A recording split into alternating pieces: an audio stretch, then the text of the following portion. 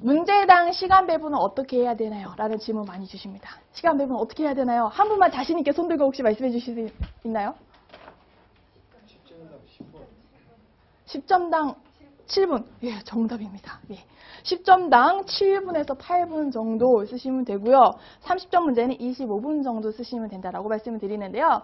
이거는 저희 시험 시간이 90분이잖아요. 그래서 90분을 고려를 해 보았을 때 30점짜리 문제는 웬만하면 쓰는데 시간이 좀 오래 걸립니다. 그래서 개요를 작성하셔야 되는 시간도 조금씩은 있기 때문에 한 25분 정도는 개요를 포함하거나 혹은 조금 더 시간을 추가해서 30점짜리를 쓰시면 좋다라고 추천해 드리고요.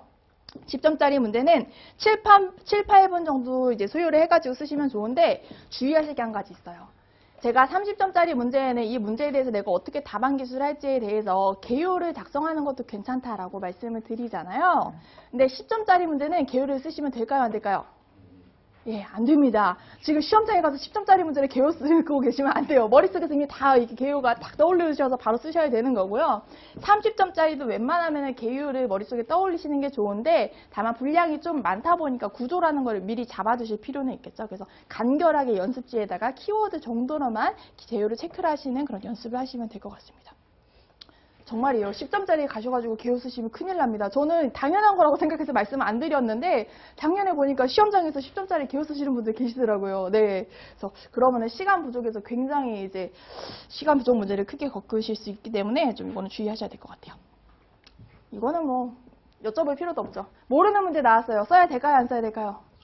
예, 뭐라도 쓰고 나오셔야 됩니다. 부분 점수가 인정되는 시험이니까 꼭 반드시 뭐라도 쓰고 나오셔야 되고요. 그 출제위원님 고생이 많으십니다. 이런 거 이런 거는 사실은 뭐 점수에 그거 쓴다고 해서 뭐 점수가 인정이 되고 그런 건 아닌 것 같아요. 그래도 그 정도의 각오라도 가지시고 뭐라도 쓰고 나오셔야 됩니다. 그리고 공부 열심히 하셨으면 문제 보자마자 당연히 쓰실 게 떠오르실 거고요. 자, 무조건 쓰는 연습을 많이 하는 게 좋은가요? 네, 그렇습니다. 무조건 쓰는 연습 많이 하시는 게 좋고요. 다만 항상 단서 달아드리죠.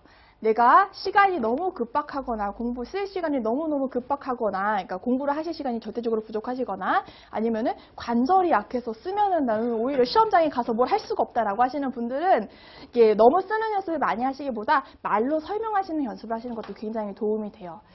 앞에서 제가 이제 선생님들께 내용을 설명을 드리듯이 선생님들께서도 채점을 하는 사람한테 내가 내용을 설명을 해 주듯이 이렇게 풀어서 말로 하는 연습을 하시면은 그거를 그대로 글로 쓰시기만 하시면 되는 거거든요. 그래서 요거에 대해서는 말로 하시는 연습을 병행하시는 것도 도움이 된다라는 거 기억을 해주시면 되겠습니다.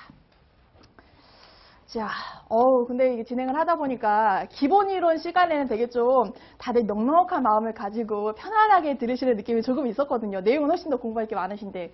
근데 아무래도 실전반이시다 보니까 좀 경직되어 계신 것 같아요.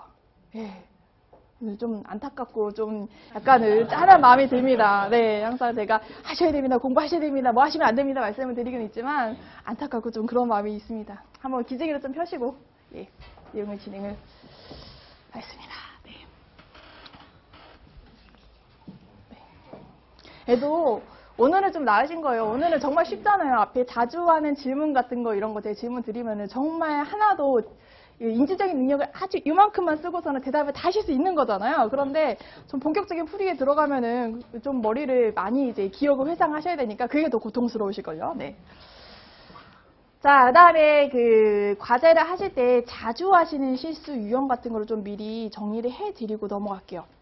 제가 나중에 그 답안을 필요하시면은 이제 받아가지고 그거를 이제 어떤 유형에서 실수가 있었다라는 거를 표시를 해드릴 수도 있다라고 말씀을 드렸는데 그때 사실은 제가 복잡하게 글을 구구절절히 쓰지 않습니다. 제가 지금 소개해드리는 몇 가지 유형 중에서 유형 몇 번째에 해당하는 실수를 하셨다라고 하고 번호만 써드릴 거예요. 그래서 그거를 보시고 이제 참고하실 거니까